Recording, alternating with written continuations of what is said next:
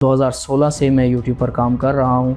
2016 के बाद से 2019 तक और अल्हम्दुलिल्लाह इस वक्त मेरे 2 चैनल्स मोनेटाइज हैं और बाकी भी बहुत। Farooqui studio F guide YouTube के मोनेटाइजेशन कितना मुश्किल काम है कि हमारा चैनल मोनेटाइज हो जाएगा, इस तरह बिल्कुल भी नहीं होता। यूट्यूब को ना अक्सर हम ये करते हैं कि 1 महीना काम करते हैं जी जान लगा के, उसके बाद दिल को कोई एक वीडियो हमारे पूरे चैनल को मोनेटाइज करवा जाती है। चैनल की मोनेटाइजेशन में इन एक वीडियो का ऐसा क्या किरदार है, ऐसा क्या कंटेंट था कि ये वायरल हुआ?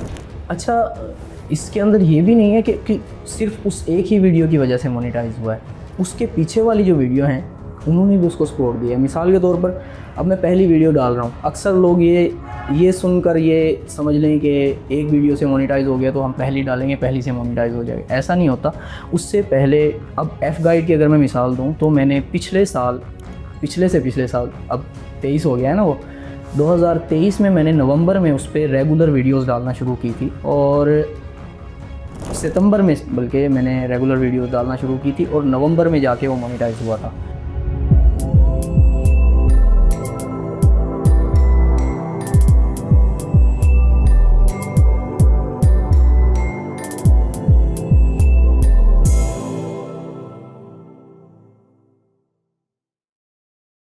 अस्सलाम वालेकुम, मैं हूं अब्दुल रज़ाक राजा और आप देख रहे हैं मेरा यूट्यूब चैनल आजा विद राजा।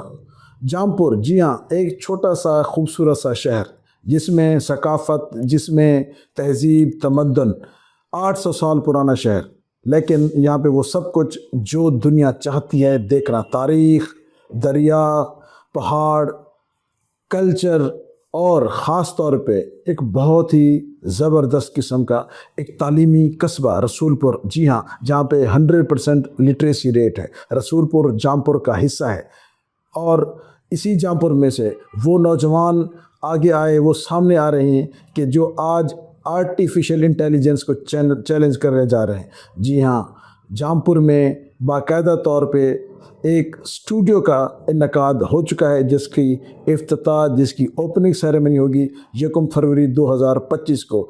ये स्टूडियो नहीं, ये एक दुनिया होगी डिजिटल लोगों की और वहाँ पे सिखाए जाएंगे ऐसे ऐसे कोर्सेज जो आप चाहते हैं। जी हाँ, आज की शख्सियत जो साथ मेरे मौजूद हैं, एक बहुत ही खूबसूरत नात खान है, एक बहुत ही खुशलिहान इंसान है, बहुत ही पढ़े लिखे बच्चे हैं। मैं समझता हूँ कि आप उन्हें मेरे इस तारुफ से ज़रूर जानेंगे कि बुलबुल जामपुर में नाते मुकाबले में हमेशा सर फहरिस्त रहने वाले और एफ गाइड फारूकी स्टूडियो के बानी, मेरी मुराद आप सब दोस्तों के लिए एहसन फारूकी। अस्सलाम वालेकुम एहसन। वालेकुम अस्सलाम रहमतुल्लाह। कैसे हैं आप? अल्हम्दुलिल्लाह ठीक ठाक।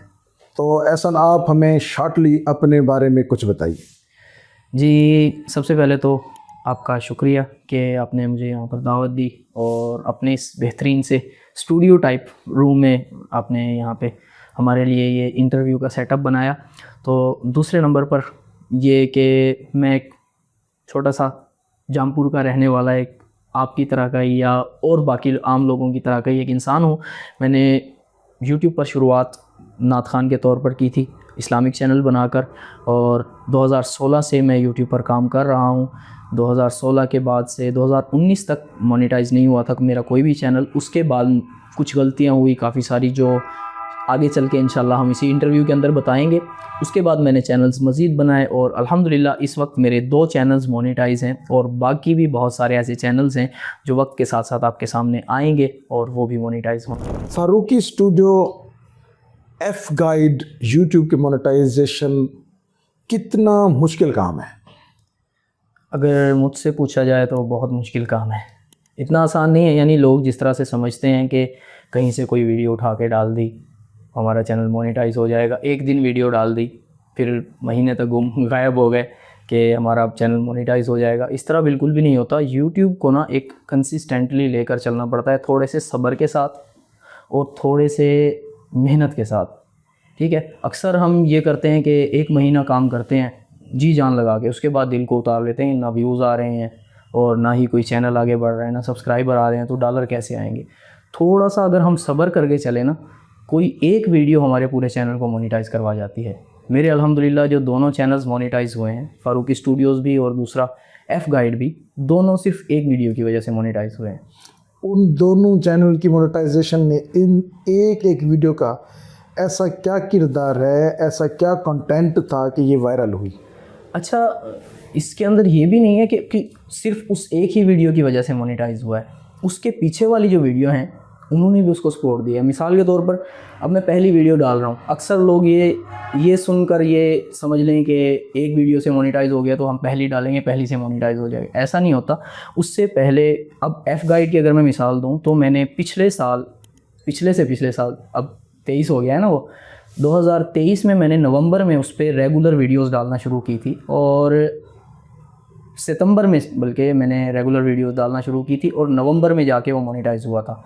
अब रेगुलर वीडियोस डालना मैंने किस तरह से शुरू की थी, यानी हफ्ते में 2 वीडियोस मैं लाजमी डालता था। एक वीक में 2 वीडियोस, फिर अगले वीक में 2 वीडियोस, उससे अगले वीक में 2 वीडियोस, और दरमियान में एक लाइव सेशन भी करता था। फिर सितंबर के बाद, सितंबर पूरा गुजर गया इसी तरह वीडियोस डालते हुए। किसी पे 100 व्यूज़ आ गए, किसी पे 200 आ गए, या कोई मुश्किल से कोई 500-600 व्यूज़ आ गए किसी वीडियो पे।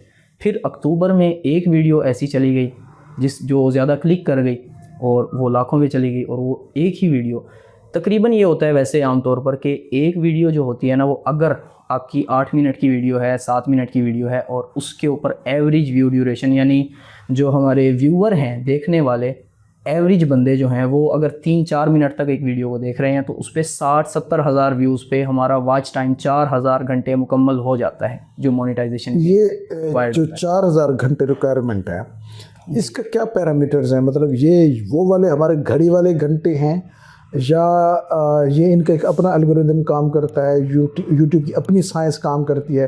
क्योंकि जहाँ तक मैंने सुना कि हमारी घड़ी वाले घंटों से ये इनका ड्यूरेशन कम होता है।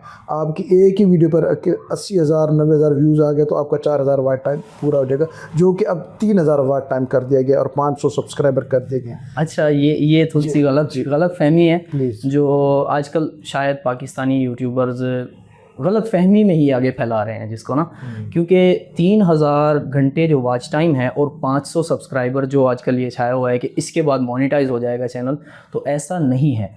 ये YouTube ने जो प्रोग्राम दिया है ये वाला, ये पार्शल मोनेटाइजेशन है, यानी मुकम्मल मोनेटाइजेशन नहीं है। YouTube के ऊपर इस वक्त ना शॉपिंग के ज़रिए भी YouTube मोनेटाइज हो, यानी हम YouTube के ऊपर शॉपिंग ऐप जिस तरह होती हैं, दराज है, बाकी दूसरी ऐप्स हैं, शॉपिफाई वगैरह हैं, उनके ऊपर हम अपने प्रोडक्ट बेचते हैं। इसी तरह YouTube चैनल को उनके साथ लिंक करके हम YouTube पर भी प्रोडक्ट्स बेच सकते हैं।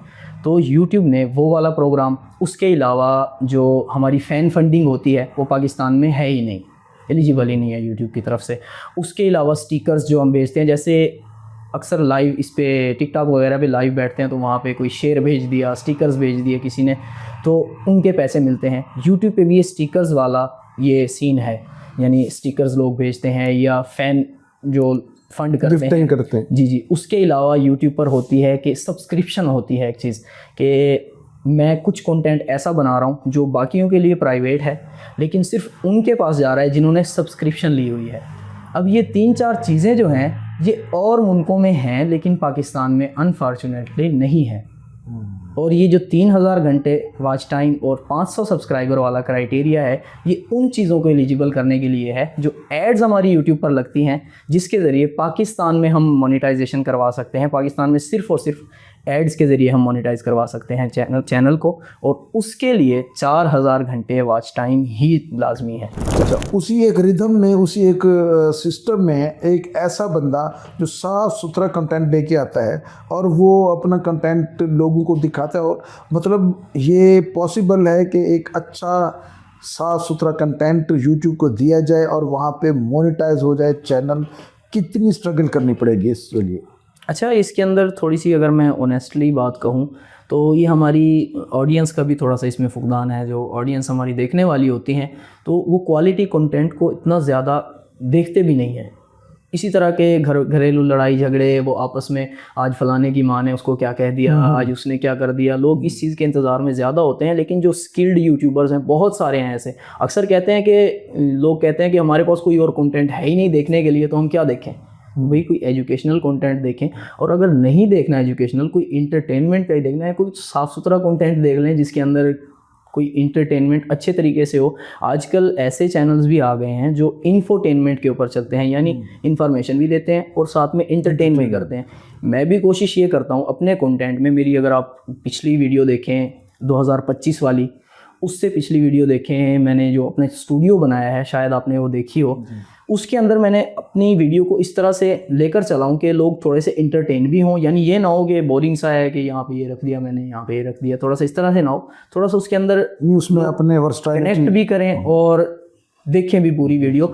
तो अगर इस तरह के कंटेंट्स लोग देखेंगे तो ज़्यादा बेहतर होगा। बाकी दूसरी बात यह है कि अगर इंसान अपने ऊपर भी थोड़ा सा ये करे कि मैंने उस तरफ नहीं जाना, तो एक पहली बात तो ये है कि अल्लाह ताला इसका अजर देगा हमें। दूसरी बात यह है कि कामयाबी कहीं ना कहीं ढूंढ ही लेता है। पाकिस्तान में कितने सारे ऐसे चैनल्स हैं जो एजुकेशनल कंटेंट बना के इतनी ऊपर तक पहुँचे हैं, हमारे सामने मिसालें हैं। अगर हम ग्राफिक्स में, वीडियो एडिटिंग में देखें तो GFX मेंटोर के नाम से एक चैनल है, आज पाकिस्तान में उनके तकरीबन 4 मिलियन सब्सक्राइबर्स होने वाले। हाँ, इसी तरह ज़ैनब के पापा जो एक चैनल है, I think Zainab diamond button मिला है। अरशद मेरे ख्याल में उनका नाम है, डायमंड प्ले बटन उनको मिला है। अभी 10 मिलियन सब्सक्राइबर पाकिस्तान के अंदर ये अचीव करना बहुत मुश्किल। अच्छा, ये ज़बरदस्त है कि आप एक साफ़ सुथरे कंटेंट का जो मिथ लोगों के पास था कि ये जनाब आप वल्गैरिटी करेंगे, आप जनाब फैमिली व्लॉगिंग करेंगे तो आपका चैनल मोनेटाइज होगा, इस तरह नहीं है। बल्कि ये तो लोगों के लिए और अच्छी बात होगी। जिस तरह आप एक साफ़ सुथरा कंटेंट बेच रहे हैं, इसी तरह डायमंड प्ले बटन वाला पाकिस्तान का पहला चैनल भी इसी तरह साफ़ सुथरा कंटेंट बेच रहा है। लेकिन ये कितना पेशेंस चाहिए साफ़ सुथरे कंटेंट को यूट्यूब पे चलाए रखना, और आपके व्यूज़ ना आ रहे हों, आप डेली मेहनत भी कर रहे हों, स्ट्रगल भी कर रहे हों, और साल हो जाए फिर आपको पता चले आपका यूट्यूब चैनल जो है वो उसी स्टाइल में खड़ा हुआ है, उन्हीं 4, 5, 10 लोगों के साथ खड़ा हुआ है, 4, 5, 100 लोगों के साथ खड़ा हुआ है।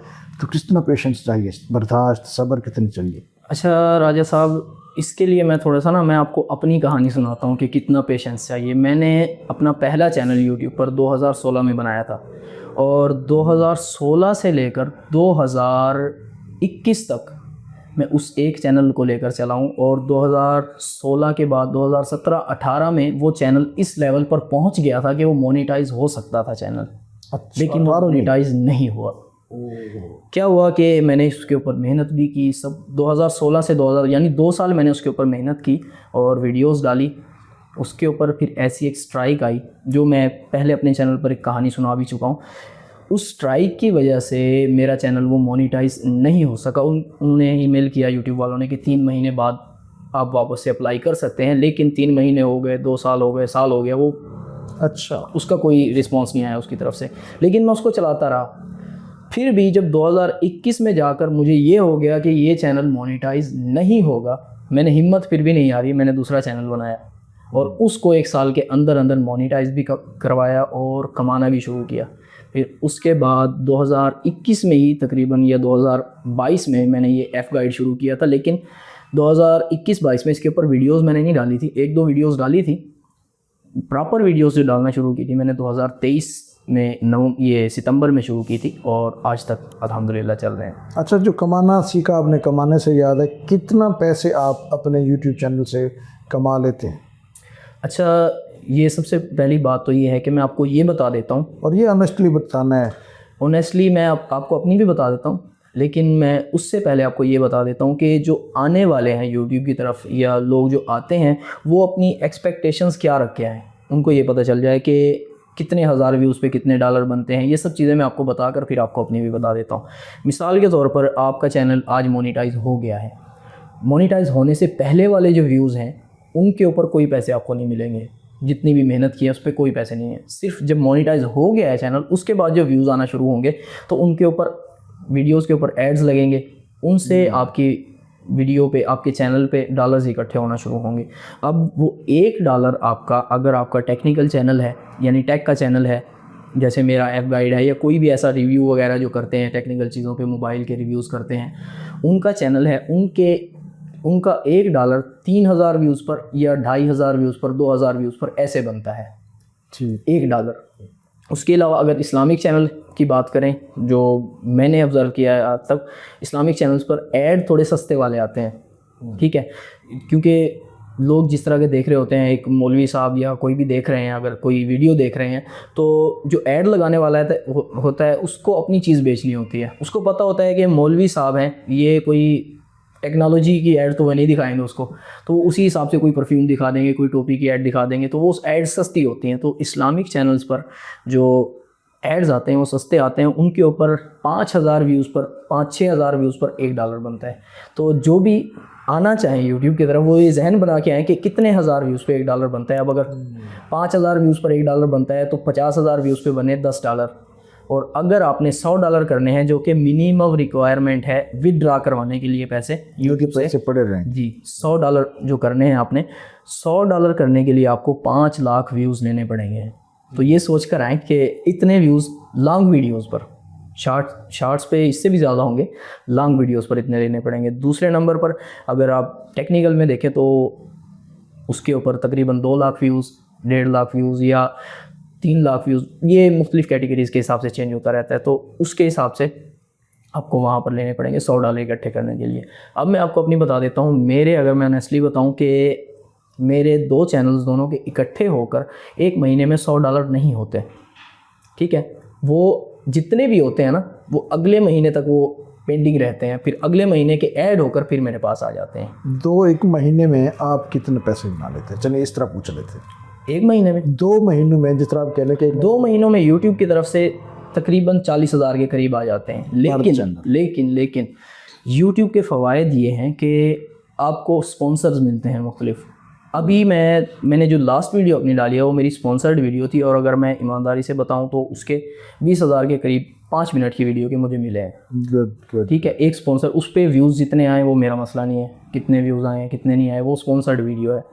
सिर्फ उसके ऊपर ये है कि मुझे ईमेल आया है, मैंने उस ईमेल में जो ब्रीफ लिखी हुई है कि उनकी कंपनी को प्रमोट करना है, तो अपने व्यूअर्स को बताकर कि मैं प्रमोट कर रहा हूँ। ये भी ना हो कि अपनी तरफ से व्यूअर को मुझ पे ट्रस्ट है कि एहसन भाई जो कर रहे हैं, जो बता रहे हैं वो बिल्कुल सही होगा, तो वो उसको जाके ख़रीदना शुरू कर दें। व्यूअर्स स्पॉन्सर्ड पहले ऑलरेडी बता दें। जी कि स्पॉन्सर्ड वीडियो है, आप अपने रिस्क पर जो भी ख़रीदें। हाँ, इलीगल चीज़ मैंने अल्हम्दुलिल्लाह आज तक कोई प्रमोट नहीं की। लीगल आप कर भी नहीं सकते क्योंकि अब माशाल्लाह जिस तरह का आपका जेस्चर है, आपने पॉजिटिव करनी है, लीगली करनी है। इस मौलवी के पीछे ऐसा क्या दिमाग है कि वो जामपुर में बैठे बिठाए साफ़ सुथरे कंटेंट पे ये 2 चैनल मोनेटाइज कराया गया? क्या ऐसी अंदर चल रही है गेम? अब थोड़ा सा सवाल मुझे प्रोसेस करना पड़ेगा ये कि मौलवी, अगर मेरे मौलवियत का हुलिया देखें तो ये मेरे वालिद साहब की तरफ से है। मेरे वालिद साहब माशाल्लाह हाफिज़ साहब हैं, और उन्होंने तकरीबन पिछले जितने भी साल उन्होंने किए, मस्जिद में इमामत भी की है और साथ साथ अपना रोज़गार सिलाई मशीनों का काम करते रहे हैं वो, यानी उनको मुरम्मत करना, उसके साथ उन्होंने हमें पाला है, पढ़ाया है। मैंने BS फिज़िक्स अभी मैं फ़ारिग होकर आया था पिछले साल, BS फिज़िक्स मैंने की है डिजिटान से। तो उनकी वजह से ये अल्हम्दुलिल्लाह मौलवियत वाला हमारा जेस्चर है, ये गेटअप है। बाकी उसके अलावा मैं, अगर मुझे लोग ये कहें कि आप कहें ये देख कर के मौलवी है, तो सादत भी है। दूसरी बात यह है कि मैं मौलवी नहीं हूँ, मैंने सिर्फ़ और सिर्फ मदरसे से नाजरा किया है, वो भी अपने वालिद साहब से। उसके अलावा मैं कभी उधर से नहीं गया। हाँ, जाता हूँ, नाते वगैरह पढ़ने जाता हूँ। अच्छा, ये आज जो मैंने आपको ज़हमत दी है वो ये था कि जामपुर में बाकायदा तौर पे एक स्टूडियो, और उसमें फिल्म मेकिंग, उसमें कैमरा वर्क, उसमें यूट्यूब की SEOs, उसमें फेसबुक ऑटोमेशन, ये सारी चीज़ें आप सिखाएंगे। आपने ये अनाउंसमेंट की है, फारूकी स्टूडियो आपने बनाया हुआ है, ये आइडिया कैसे है? ये आइडिया मुझे इस्लामिक की तरफ से ही आया था। पहले तो मैंने जब शुरू किया तो as a Islamic content creator की शुरू किया था, क्योंकि नातें पढ़ता था, अल्लाह ताला ने नवाजा हुआ है अच्छी आवाज़ से, लोग मोहब्बत करते हैं। तो मैंने अपनी नात बनाने के लिए ये चीज़ें सीखी थी शुरू में, कि मैंने अपनी अगर ऑडियो बनानी है तो वो किस तरह से बनाऊँ, मैं कहाँ से सीखूँ, वो यूट्यूब से ही सीखा मैंने काफ़ी हद तक। फिर उसके बाद उसकी वीडियो भी मैंने बनानी थी, तो वीडियो मैं चाह रहा था कि मैं ऐसे ना बनाऊं कि एक जगह पे ठहरा हुआ हूँ और वीडियो ऐसे शुरू कर दी, मैंने पढ़ना शुरू कर दिया और वीडियो बन गई। मैं चाह रहा था कि उसको जो बाकी लोग अच्छी क्वालिटी की वीडियोस बना रहे हैं तो उस तरह की वीडियोस बनाओ।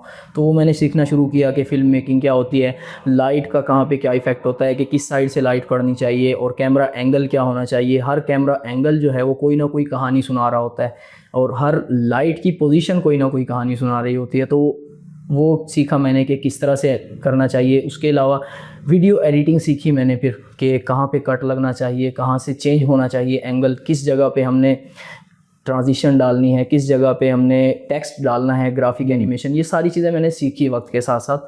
तो जब मैं ये सीखता गया तो कुछ लोग मुझे वहीं पर यूट्यूब पर ही कमेंट्स करना शुरू हो गए कि एहसन भाई ये कैसे बनाते हैं, ये कैसे करते हैं।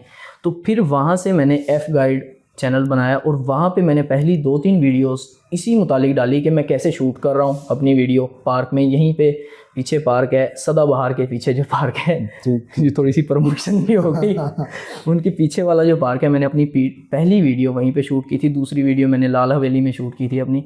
तो यहाँ पे जाकर फिर मैंने उसका BTS दिखाना शुरू किया लोगों को कि किस तरह से मैं शूट कर रहा हूँ, किस तरह से एडिट कर रहा हूँ, ऑडियो कैसे बनी है, वीडियो कैसे उसके साथ कनेक्ट कैसी हुई है। वो सारी चीज़ें मैंने उस पर 2-3 वीडियोस डाली, फिर उसको ऐसे ही छोड़ दिया। फिर अपने इस्लामिक चैनल पर ही लगा रहा। फिर उसके बाद मैंने ये महसूस किया कि बहुत सारे लोग हैं यूट्यूब पर भी और आम भी, जिनके अंदर गलत फहमियाँ फैली हुई हैं कि यूट्यूब पर किस तरह से आगे जा सकते हैं, या यूट्यूब पर हम कोई भी वीडियो डालकर आगे जा सकते हैं। तो मैंने ये सोचा कि ये गलत फहमियाँ हैं लोगों की, क्योंकि मैं एक दफ़ा अपने 4-5 साल भुगत चुका था इसके ऊपर के मेहनत करके कुछ ना मिलने का जो सिला था वो मैं पहले ले चुका था। Technical fault. जी। तो मैंने ये सोचा कि बाकियों को ये चीज़ फेस ना करनी पड़े, तो मैंने इसीलिए फिर ये टेक्निकल चैनल बनाया एफ गाइड के नाम से। और इसके ऊपर वो सारी चीज़ें सच्चाई, ऑनेस्टली, वो तो लोग कहते हैं, लेकिन कोशिश ये की है कि जो होता है, जो चीज़ें होती हैं, किस तरह से कौन कौन सी हर्डल्स आती हैं, कितनी मुश्किलात आती हैं, कहाँ पे हम रुक सकते हैं, कहाँ से हमें पैसे मिल सकते हैं, कहाँ से नहीं, वो सारी चीज़ें मैंने वहाँ पे बताना शुरू की। बहुत अच्छा कि आपने ये मेरे ख्याल में जौनपुर के लिए बहुत बड़ी बात है कि एक स्टूडियो मिले। लेकिन इतने कोर्सेज जो आपने यहाँ पे लिखे हुए हैं, और ख़ास तौर पे मैं चाहूँगा 2-4 पे आप रोशनी भी डालें, क्या कोई भी एक बंदा आपसे 3 माह में जिस तरह अपना ड्यूरेशन लिखा हुआ है, वो तमाम चीज़ें जो आपने लिखी हुई है वो सीख सकता है? और क्या वो सीखने के बाद एहसन फारूकी बन सकता है? अच्छा, सबसे पहली बात तो ये है कि मैंने ज़्यादा कोर्सेज़ नहीं लिखे हुए इसके अंदर, सिर्फ एक ही कोर्स है ये, become a pro content creator. यानी आप अच्छे कंटेंट क्रिएटर बने।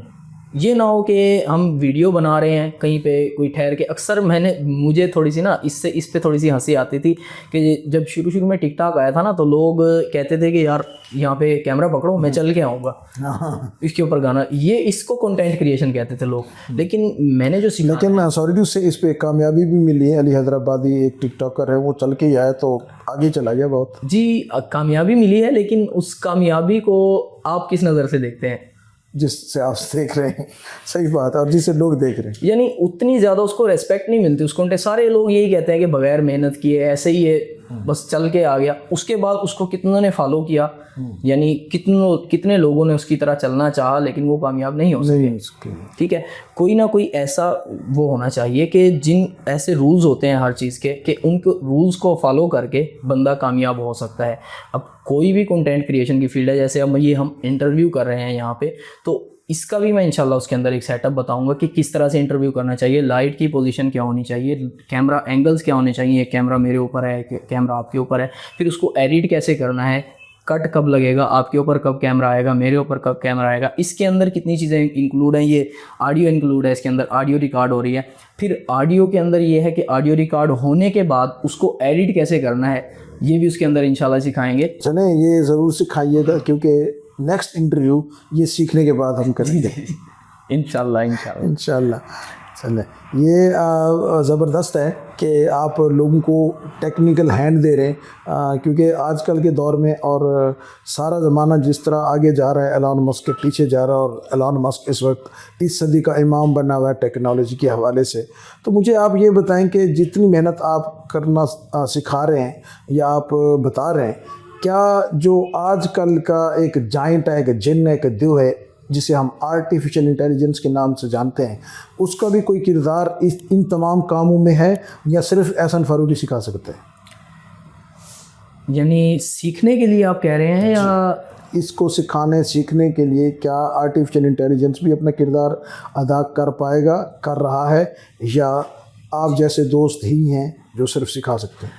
आर्टिफिशियल इंटेलिजेंट जो है ना, उस पर अगर आपको पढ़ना आता है सही तरह से, अगर आप पढ़ के सीख सकते हैं तो आप सीख लें उससे, आर्टिफिशियल इंटेलिजेंस से। बहरहाल उसके अलावा आर्टिफिशियल इंटेलिजेंस में ये एबिलिटी है कि हम उससे कहीं पे फंस रहे हैं तो उससे सवाल पूछ सकते हैं। जैसे चैट जीपीटी है, कहीं पे अगर मैं फंसता हूँ तो मैं उससे सवाल पूछ लेता हूँ। मैं अब आपको थोड़ा सा इसका राज बताता हूँ कि मैं ना, अगर मैं इंग्लिश लिखना चाहूँ तो शायद मुझसे कहीं पे स्पेलिंग में मिस्टेक हो सकती है, और उसके अलावा कोई सेंटेंस मुझसे गलत वहाँ पे लिखा जा सकता है। तो अगर मेरे पास कोई स्पॉन्सर आता है ना, तो मैं जस्ट क्या करता हूँ, मैं ये राज पहली दफ़ा यहाँ पे बता रहा हूँ कि मैं ये करता हूँ कि उस ईमेल को कॉपी करके चैट जीपीटी पे पेस्ट करता हूँ और वहाँ पे नीचे लिखता हूँ कि रिप्लाई दिस ईमेल। तो ईमेल का पूरा रिप्लाई मुझे लिख कर दे देता है, और मैंने सिर्फ़ और सिर्फ उसके अंदर अपनी प्राइसिंग बतानी होती है कि मैंने कितने लेने हैं, और साथ में अगर कोई मेरा नाम वगैरह कहीं पे ऐड मैंने करना है तो कर देता हूँ। वरना ये होता है कि पहले से अगर मैंने कोई उसको टास्क दिया हुआ है तो चैट जीपीटी मेरा नाम भी खुद ऐड कर देता है। मतलब आप यहाँ पे एआई को एज असिस्टेंट इस्तेमाल करें? जी, बिल्कुल इसी तरह है। और उसके अलावा सीखने के लिए मुझे जो भी जहाँ पे कोई हेल्प की ज़रूरत पड़ती है, कोई स्क्रिप्ट वगैरह मैंने लिखनी है, उसके लिए मुझे पॉइंट्स चाहिए हों तो वो मैं एआई से लिखवा लेता हूँ। उसके अलावा भी सीखने के अलावा भी बहुत सारी हेल्प एआई से मिलती है। हम आजकल थंबनेल एआई से बना सकते हैं, पूरी की पूरी वीडियोस एआई से बनकर हमें मिल सकती हैं। उसके अलावा वॉइस ओवर एआई से मिल सकते हैं। बहुत कुछ है जो हम एआई से बना सकते हैं। ये भी इंशाल्लाह मैं अपने कोर्स के अंदर सिखाऊंगा। माशाल्लाह। यूट्यूब चैनल को चलाने के लिए एसईओ, सर्च इंजन ऑप्टिमाइजेशन, कितना किरदार अदा करेगा? अच्छा, यूट्यूब का कंटेंट ना काफ़ी अक़साम का होता है। यानी एक होता है सर्च बेस्ड कंटेंट, यानी सर्च बेस्ड कंटेंट ऐसा कंटेंट होता है जो प्रॉब्लम सॉल्विंग होता है। यानी आप बैठे हैं, कंप्यूटर चला रहे हैं, आपकी विंडो ख़त्म हो गई, तो अब वो यूट्यूब पे जाकर सर्च करेंगे कि इसका क्या हाल है, ये एरर आ रहा है, एरर नंबर ये आ रहा है, वहाँ पे लिखेंगे एरर नंबर 420 या जो भी है वो एरर नंबर वहाँ पे लिखेंगे विंडोज़, वो उसकी वीडियो आ जाएगी कि इसका हल क्या है। ये होती हैं सर्च बेस्ड वीडियोस। कोई भी प्रॉब्लम आ रही है हम उसको जाके यूट्यूब पे करेंगे, सर्च करेंगे, वो आ जाएंगी। इस तरह की वीडियोस होती हैं सर्च बेस्ड। दूसरा कंटेंट होता है जो ब्राउज़ फीचर से आता है, जो हम लोग भी बनाते हैं। ब्राउज़ फीचर का कंटेंट जो होता है उसके अंदर किरदार होता है मेन थंबनेल का और टाइटल का, ठीक है। जितना अच्छा थंबनेल होगा, जितना अट्रैक्टिव थंबनेल होगा, उसके ऊपर लोग क्लिक करेंगे। जो सर्च बेस्ड कंटेंट होता है जिसको लोग सर्च करके जाते हैं, उसके अंदर एसईओ का सबसे बड़ा किरदार होता है। क्योंकि जितनी अच्छी एसईओ होगी, लोग जो चीज़ सर्च कर रहे हैं हमारी वीडियो के, अगर उसके ऊपर प्रॉपर बैठती है तो हमारी वीडियो सबसे ऊपर जाएगी। अगर एसईओ अच्छी है, और अगर एसईओ अच्छी नहीं है हमारी वीडियो की, तो हमारी वीडियो ऊपर नहीं जाएगी। तो ये सर्च इंजन ऑप्टिमाइजेशन हो और ख़ास तौर पे यूट्यूब से लर्निंग का प्रोसेस हो, ये सारी चीज़ें मेल मिला के एहसन फारूकी क्या रिकमेंड करते हैं कि आपके स्टूडियो को जो बंदा ज्वाइन करे उसकी तालीम, उसकी एज और उसकी टाइमिंग क्या होनी चाहिए? देखें, एज का तो कोई इसके अंदर लिमिट नहीं है, क्योंकि एक आजकल छोटे बच्चे भी वीडियोस बना रहे हैं। जैसे शराजी वायरल हुआ था अभी कुछ दिनों पहले, व्लॉगिंग कर रहे हैं। जी, व्लॉगिंग करके। लेकिन उसके अंदर ये है कि कम से कम बंदा इंग्लिश पढ़ना जानता हो। यानी लिखा हुआ जैसे यूट्यूब की सेटिंग्स होती हैं, तो डिस्क्रिप्शन कहाँ पे लिखा हुआ है और टाइटल कहाँ पे लिखा हुआ है, थंबनेल कहाँ पे लिखा हुआ है, उसको पढ़ के वो समझ जाए कि ये चीज़ यहाँ पे ये है जी। तो इतनी बंदे को इंग्लिश पढ़नी आती हो, बाकी कर लेता है अल्हम्दुलिल्लाह। जो भी तालीम हो, कोई हद नहीं है इसके अंदर, तालीम की कोई उम्र की हद नहीं। चैनल मोनेटाइज हो गया, चैनल चल पड़ा, पैसे आना शुरू हो गए, लेकिन इसको रिटेन करना, इसको सस्टेन कराना, इसको इसी तरीके से मुसलसल चलाने के लिए क्या वारदात डालनी चाहिए ताकि यूट्यूब इसको चलाता रहे? अच्छा, सबसे पहली बात तो ये है कि मैं आपको इससे थोड़ा सा सवाल से ना बैक आ गए ना, एक चीज़ एडवाइस देना चाहता हूँ जो हमारे व्यूअर्स हैं उनको, कि अक्सर लोग ये करते हैं कि वॉच टाइम ख़रीद लेते हैं, व्यूअर्स ख़रीद लेते हैं, सब्सक्राइबर ख़रीद लेते हैं और उसके ज़रिए अपना चैनल मोनेटाइज यानी पेड मोनेटाइजेशन करवा लेते हैं। तो उनसे मैं ये कहूँगा कि ऐसा ना किया करें, क्योंकि जो हमारा वो वॉच टाइम होता है वो कोई इंसान नहीं देख रहे होते, बॉट्स देख रहे होते हैं, या इंसान भी देख लें, वो सिर्फ उस वक्त तक देखेंगे जिस वक्त तक आपका चैनल मोनेटाइज नहीं हुआ। उसके बाद जो आप वीडियोस डालेंगे उनको वो नहीं देखेंगे, उनके पास थंबनेल जाएंगे आपके, लेकिन वो क्लिक नहीं करेंगे क्योंकि उनका टास्क पूरा हो गया। फिर यूट्यूब ये समझता है कि हमने इनको वीडियोस दिखाई लेकिन इन्होंने क्लिक नहीं की, यानी वीडियोस काम की नहीं है, तो वीडियोस दूसरों को भी रेकमेंड नहीं करता यूट्यूब, तो हमारे चैनल बिल्कुल मर जाते हैं। वो पैसा भी वापस रिकवर नहीं हो सकता जो हम मोनेटाइजेशन के लिए खर्च करते हैं। सब्सक्राइबर बढ़ाने का क्या तरीकाकार है? चलें ये सिंपल अंदाज में बता दें। सब्सक्राइबर बढ़ाने का तरीकाकार यही है, मेरे नज़दीक कोई 2 नंबर तरीका नहीं है। तरीका यही है कि हम रेगुलर रहें और जो वीडियोस हैं हमारी वो रेगुलर डालते रहें। और दूसरी बात यह है कि एक वीडियो जो है हमारी वो दूसरी से कनेक्टेड होनी चाहिए। यानी मिसाल के तौर पर हम आज चना बेच रहे हैं, कल हम केले बेचना शुरू हो जाएं, तो हमारा जो आज चने लेने आएगा ना बंदा, वो कल भी इसी सोच से आएगा कि हमारे घर में चने ख़त्म हो गए हैं, मैं वहाँ से चने ले आता हूँ, लेकिन आप वहाँ केले बेच रहे होंगे, तो दुकान छोड़ जाए। तीसरी दफ़ा फिर नहीं आएगा वो वहाँ पे, इतना लंबा सफ़र करके भी आएगा, वहाँ से वो बंदा वो बेच ही नहीं रहा। तो इसी तरह YouTube पर जो वीडियोस हमारी हैं, मिसाल के तौर पर एक वीडियो हमने किसी भी टॉपिक पर बनाई है, आप जिस तरह इंटरव्यू कर रहे हैं आज, अब कल आप यहाँ पर बैठकर इस्लामिक बयान शुरू कर दें, तो आपका व्यूअर, आपका जो पहले सब्सक्राइब जिसने किया था, वो आपका इंटरव्यू देखकर सब्सक्राइब किया था। इस्लामिक सुनने के लिए उसके पास और बहुत सारे हैं। तो मेन मुद्दा यही है कि आप एक जैसी वीडियो, ये नहीं है कि एक ही टॉपिक पर बनाना शुरू कर दें, लेकिन कम से कम आप इंटरेस्ट देखें लोगों का कि जो मुझे देख रहे हैं, मेरी पहली वीडियो की वजह से देख रहे हैं, तो उसी टाइप की वीडियो मैं बनाऊं। कल मैंने एक्सपेरिमेंट की वीडियो बनाई थी, आज भी मैं एक्सपेरिमेंट की वीडियो बनाऊं। कल मैंने इंटरव्यू लिया था, तो आज भी इंटरव्यू की वीडियो बनाऊं। तो इससे हमारे जो ज़्यादा सब्सक्राइबर्स जो हैं वो इसी वजह से आते हैं। अक्सर ये होता है कि लोग हमारी वीडियो देखकर, मेरी वीडियोस पर भी ये कमेंट्स आते हैं कि हमने आपकी एक वीडियो देखकर आपका चैनल सब्सक्राइब नहीं किया, आपकी 10-12 वीडियोस देखने के बाद हम इस चीज़ पर मुतमईन हुए कि इसका चैनल सब्सक्राइब करना चाहिए, हमारे काम आएगा।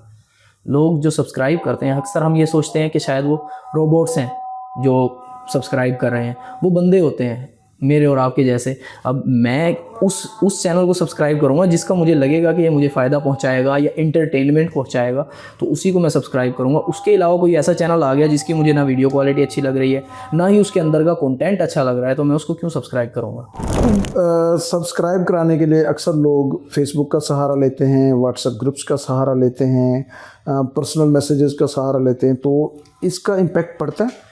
अच्छा, सबसे पहले तो ना शुरू में इसकी ज़रूरत भी पड़ती है, क्योंकि शुरू में जब मिसाल के तौर पे हम 0 सब्सक्राइबर हैं हमारे, तो हम YouTube पर वीडियो डाल रहे हैं, तो वो कौन देखेगा? YouTube बहुत कम लोगों को वो भेजता है वीडियो, सेलिब्रिटीज़ को या इस तरह के। और दूसरे नंबर पर ये है कि YouTube को ये पता भी नहीं होता कि ये वीडियो मैंने कहाँ भेजनी है, क्योंकि उसके सामने कोई मिसाल ही नहीं होती ना कि इसको किस टाइप के बंदे देख रहे हैं। अब इसके अंदर YouTube थोड़ा सा एल्गोरिदम काम इस तरह से करता है कि अगर एक बंदे ने वीडियोज़ देखी है, वो YouTube उस बंदे को देखता है, उसकी हिस्ट्री देखता है कि ये किस टाइप की वीडियोज़ देखता है, तो फिर वो वीडियो जो आगे प्रमोट करता है ना YouTube, वो उसी टाइप के बंदों को प्रमोट करता है कि ये लोग इस टाइप की वीडियोज़ देखते हैं।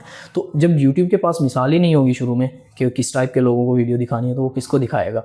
तो शुरू में इस तरह से लिंक्स वगैरह शेयर करना ज़रूरी होता है, लेकिन मैं यहाँ पर ये कहता हूँ, कंडीशन ये है यहाँ पर एक, कि अपने उन दोस्तों को शेयर करें जो आपकी वीडियो देखें, और सिर्फ ये वाली वीडियो ना देखें, वो उसमें इंटरेस्ट रखने वाले हों, आपकी आगे वाली वीडियोस भी देखें।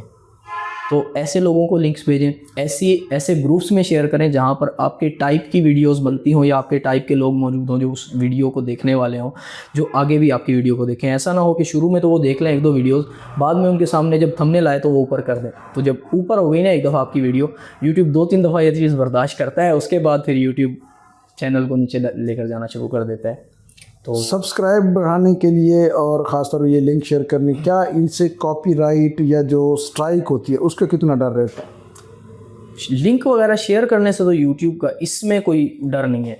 अगर आप किसी ऐसी जगह पर लिंक शेयर कर रहे हैं जहाँ पर, यानी कोई ऐसी वेबसाइट है जहाँ से आप ये चाह रहे हैं कि व्यूज़ आ जाएंगे, कोई ऐसी वेबसाइट अक्सर ऐसी होती हैं जो फेक व्यूज़ हमें दे देती हैं, फेक सब्सक्राइबर्स दे देती हैं या फेक वॉच टाइम देती हैं, तो अगर YouTube को वहाँ का पता चल गया तो YouTube डंडा उठा लेगा, फिर वो मोनेटाइज नहीं करेगा आपके चैनल को। लेकिन जो व्हाट्सएप ग्रुप्स हैं या फेसबुक है, वहाँ पर जब हम शेयर करते हैं तो उससे YouTube ने कोई मना नहीं किया, बल्कि YouTube चाहता है कि वहाँ से ऑडियंस आए मेरे पास। सब्सक्राइब, कॉपीराइट, स्ट्राइक, कॉपीराइट और स्ट्राइक में, कॉपीराइट और स्ट्राइक में क्या फ़र्क है? स्ट्राइक और कॉपी। अच्छा, ये थोड़ा सा मैं क्लियर कर दूं कि एक दो दो कॉपीराइट भी दो किस्म की होती है। एक होती है कॉपीराइट स्ट्राइक, एक होता है कॉपीराइट क्लेम। कॉपीराइट स्ट्राइक जो होती है वो आती है यूट्यूब की तरफ से ना, बल्कि सॉरी, दोबारा कर लेते हैं सब। जी जी। अच्छा, ये सारी साइंस है, एसईओज हो गया, सब्सक्राइबर्स हो गए, फिर आता है कॉपीराइट और फिर आता है स्ट्राइक। बेसिक ये समझाएं कि कॉपीराइट और स्ट्राइक में बेसिक फ़र्क क्या है, बुनियादी तौर पे ये कांस्टेंट है। अच्छा, ये दो किस्म की होती हैं। एक आती है यूट्यूब की तरफ से जिसे हम कम्युनिटी गाइडलाइन स्ट्राइक कहते हैं, ठीक है, और एक होती है यूज़र की वजह से जिसको हम कॉपीराइट स्ट्राइक कहते हैं। और कॉपीराइट के भी दो आगे मिसालें होती हैं, यानी दो टाइप्स होती हैं, एक कॉपीराइट स्ट्राइक होती है, एक कॉपीराइट क्लेम होता है। सबसे पहले मैं यूट्यूब गाइडलाइन की बात कर रहा हूँ। यूट्यूब के जो रूल्स हैं, यूट्यूब ने जो पॉलिसीज़ बनाई हुई हैं अपने प्लेटफॉर्म को पाक साफ रखने के लिए, अगर उनको आप फॉलो नहीं करेंगे तो यूट्यूब आपके चैनल पर, आपकी वीडियो पर ये कम्युनिटी गाइडलाइन स्ट्राइक भेजेगा और उसकी वजह से आपका चैनल डिमोनेटाइज भी हो सकता है, आपका चैनल परमानेंटली डिलीट भी हो सकता है, आपकी वीडियो को भी इफेक्ट हो सकता है। वो रूल्स के ऊपर डिपेंड करता है कि आपने कौन सा रूल तोड़ा है। दूसरे नंबर पर कॉपीराइट स्ट्राइक क्या है, वो अगर आपने किसी और की वीडियो यूज़ की है, अपनी वीडियो के अंदर अगर 4 सेकंड का क्लिप भी यूज़ किया है, 2 सेकंड का क्लिप भी कॉपीराइट क्लेम है। कॉपीराइट स्ट्राइक भी क्लेम भी दोनों इसी के अंदर आ जाते हैं। आपने 1 सेकंड का क्लिप भी किसी दूसरे बंदे का यूज़ किया है तो वो बंदा आपके पास कॉपीराइट क्लेम भी भेज सकता है, कॉपीराइट स्ट्राइक भी भेज सकता है। क्यों? क्योंकि ये यूट्यूब ने भी राइट दिया हुआ है, पहली वीडियो उसने डाली हुई है, उसका हक है उसके ऊपर। जब तक वो कुछ नहीं कहता, हम भी अपनी वीडियोस में यूज़ करते हैं दूसरों की वीडियोस या ऐसे क्लिप्स जो दूसरी वेबसाइट से उठाए हुए होते हैं बात को क्लियर करने के लिए, इसकी यूट्यूब भी इजाज़त देता है कुछ हद तक। लेकिन यूट्यूब साथ में ये गारंटी नहीं देता कि वो बंदा कॉपीराइट स्ट्राइक नहीं भेजेगा। यूट्यूब ये बात पहले क्लियर कर देता है कि अगर आप कहीं से क्लिप उठा रहे हैं, हम अलाउ कर रहे हैं फ़िलहाल के लिए आपको, अगर आप एजुकेशनल पर्पज़ के लिए अपनी वीडियो में यूज़ कर रहे हैं, ये नहीं है कि पूरा उसी क्लिप को आप अपना वीडियो में दिखा दें, आप कुछ ना अपनी तरफ से ऐड करें। कितनी हद तक यूट्यूब अलाउ करता है कि 30 सेकंड 45 सेकंड एक किसी का भी क्लिप उठा के, किसी भी मीडिया चैनल का उठा के हम अपनी बात को जिस तरह आपने कहा क्लियर करने के लिए कितनी हद तक अलाउ करता है? एक होता है फेयर यूज़ पॉलिसी। यूट्यूब की फेयर यूज़ पॉलिसी अक्सर लोग कहते हैं, मैंने ये कहीं पे क्लियर पढ़ी नहीं है क्योंकि मैंने देखी, कहीं पे नज़र भी नहीं आई मुझे यूट्यूब की पॉलिसीज़ वगैरह में, अगर आती तो मैं ज़रूर उसको पढ़ता। अक्सर लोग कहते हैं कि 5 सेकंड के तक का क्लिप आप यूज़ कर सकते हैं, अक्सर लोग कहते हैं कि 3 सेकंड तक का क्लिप यूज़ कर सकते हैं। लेकिन अगर आप ये कर रहे हैं कि 3 सेकंड का आपने ये क्लिप यूज़ कर लिया, 3 सेकंड का आपने दूसरा क्लिप किसी और का यूज़ कर लिया, 3 सेकंड का किसी और का, पूरी वीडियो आपने इसी तरह क्लिप से बना ली 3-3 सेकंड के यूज़ करके, और उसको आप अपलोड कर रहे हैं, बेशक अपनी आवाज़ डालकर भी अपलोड कर रहे हैं उसके अंदर आप, तो उसके ऊपर इस टाइम रीयूज़ कंटेंट का इशू आ रहा है कि ये पहले से मौजूद था कंटेंट यूट्यूब पर, आपने भी यूज़ किया है। तो ये थोड़ा सा मसला होता है यूट्यूब की तरफ से। और दूसरी बात यह है कि अगर आप 2 सेकंड का भी यूज़ कर रहे हैं किसी का पार्ट, 1 सेकंड का भी यूज़ कर रहे हैं, तो उस बंदे के पास अथॉरिटी होती है, वो आपके चैनल पर कॉपीराइट स्ट्राइक भेज सकता है। आप अगर 3 महीने का ये कोर्स ना कराएं, किसी बंदे से पैसे पकड़ें और कहें मैं आपको एक पेड पैसे लेके मोनेटाइज करके चैनल बना के दे सकता हूँ, आप ऐसा कर सकेंगे? जी आसान है जी। अगर कोई मैं वेबसाइट यूज़ करूँ जो वॉच टाइम के लिए हो, मैं अगर कोई वेबसाइट यूज़ करूँ जो सब्सक्राइबर्स के लिए हो, यानी वो बढ़ा कर दे देती है, तो ऐसा कर सकते हैं। लेकिन ऐसा करने से व्यूअर का, जो ख़रीदने वाला है, उसका बहुत बड़ा नुकसान है क्योंकि उसको आगे कोई रिस्पॉन्स नहीं मिलेगा, ठीक है। दूसरे नंबर पर ये बात है कि अब मिसाल के तौर पर मैं अपनी वीडियोज़ बनाकर, ठीक है, उस चैनल पर डाल रहा हूँ, अपनी एफर्ट डाल रहा हूँ, सब्सक्राइबर इकट्ठे हो गए, वॉच टाइम मुकम्मल हो गया, मोनेटाइज हो गया।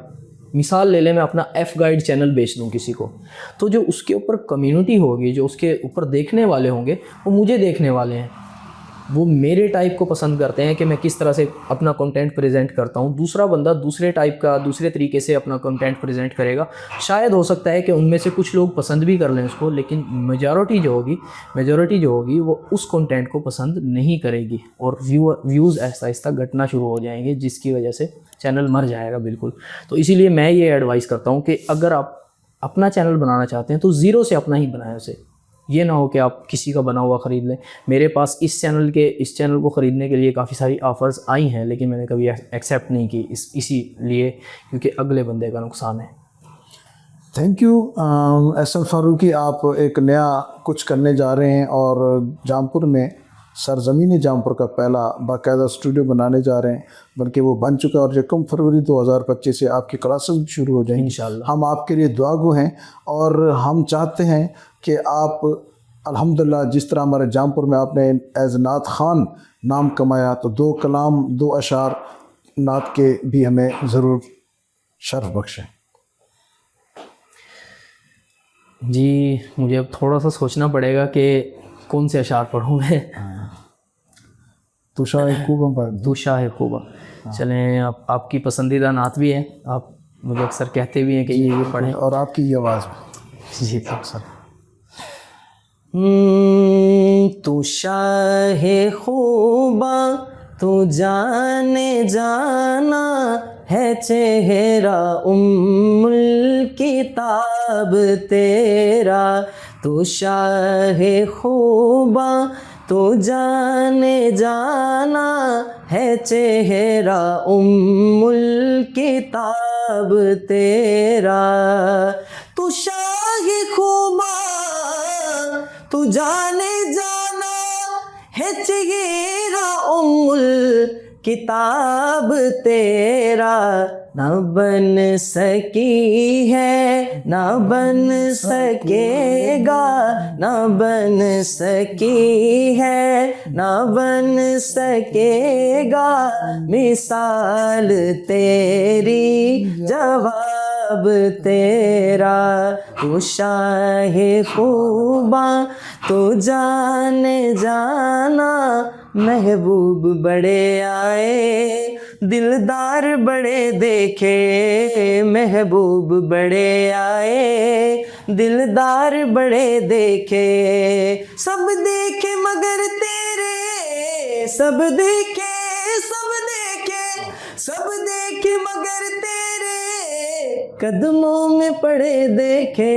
आका ना बन सकी है ना बन सकेगा मिसाल तेरी जवाब तेरा। और है तू भी साइन अजीब इंसान जो खौफ महशर से है ही रासा। अरे तू जिनकी अब तेरा। सुभान अल्लाह, शानदार शानदार, माशाल्लाह। आप बहुत खूब रहा आपका ये जर्नी। एक नौजवान खलंडरा सा अखड़ा सा अलड़ा सा नौजवान जिसने अपने दम पे अपना सारा कुछ करते हुए अल्हम्दुलिल्लाह जामपुर में अपने आप को मनवाया। और आज जहाँ लोग ख्वाब एक यूट्यूब चैनल मोनेटाइज करने का रखते हैं, वहाँ उसके पास 2-2 यूट्यूब मोनेटाइज्ड चैनल हैं। ना सिर्फ चैनल हैं बल्कि एक स्टूडियो है जहाँ पे वो लोगों को मोनेटाइज करना सिखाने जा रहे हैं। तो हम आपके लिए दुआगो हैं एहसन, और इंशाअल्लाह ताला हम चाहते हैं, हम समझते हैं कि आप ये कर सकते हैं। इंशाअल्लाह जामपुर को अपने जैसा बनाइए, जामपुर के नौजवानों को अपने जैसा बनाइए, जिसमें दीन भी हो जिसमें दुनिया भी हो। Thank you very much.